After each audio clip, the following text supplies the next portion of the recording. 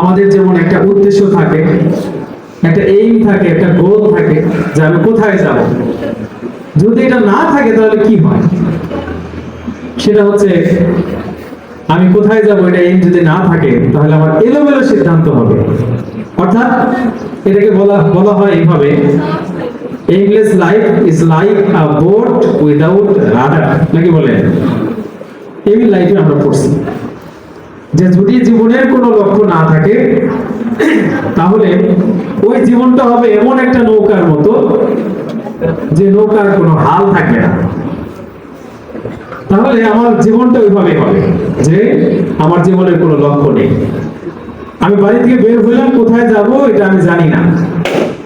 ঠিক তেমনি ভাবে আমার যদি শিক্ষার একটা উদ্দেশ্য না থাকে, যে আমি আমার জীবনে কি হতে চাই সেটা যদি না থাকে, তাহলে ঠিক ওই নৌকার মতোই হবে যে নৌকার কোনো হাল নাই।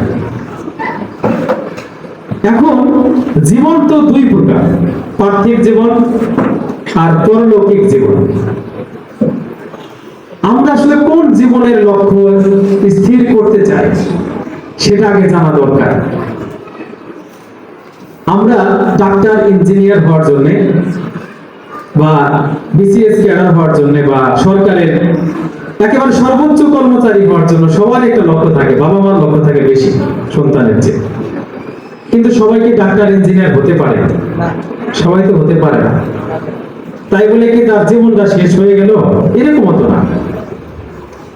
আমার জীবনে আমি দেখছি, আমার এই ছোট্ট জীবনে, শিক্ষকতার জীবনে আমি দেখেছি একেবারে ফার্স্ট ক্লাস ফার্স্ট স্টুডেন্টরা যতটুকু জীবনে শাইন করতে পেরেছে, একেবারে ব্যাক বেঞ্চার যে কোনো প্রশ্নের জবাব দিতে পারে না, একবার ফেল করছে, দুইবার ফেল করছে, এরকম স্টুডেন্টও জীবনে অনেক ভালো কিছু করতে পারছে। হতাশার কিচ্ছু নাই। কারণ কি? কারণ জীবন যিনি তৈরি করেছেন, মানুষ যিনি তৈরি করেছেন, তার ভাগ্য তিনি তৈরি করেছেন, নাকি বলো? এতে কোনো সন্দেহ আছে? সন্দেহ নাই। এই জন্য আমাদের যেটা কর্তব্য, আমাদের দায়িত্ব পালন করা আর আমাদের জীবনটা গঠন করা, দুইটা জীবনকে সামনে নিয়ে, ইহলৌকিক আর পরলৌকিক।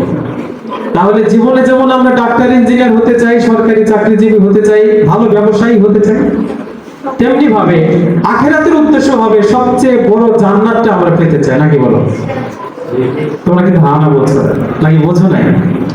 জীবনে যেমন আমরা বড় ডাক্তার, ইঞ্জিনিয়ার, সরকারি চাকরিজীবী হতে চাই, বড় ব্যবসায়ী হতে চাই, বড় টাকাওয়ালা হতে চাই, আখিরাতেও আমরা যেন সব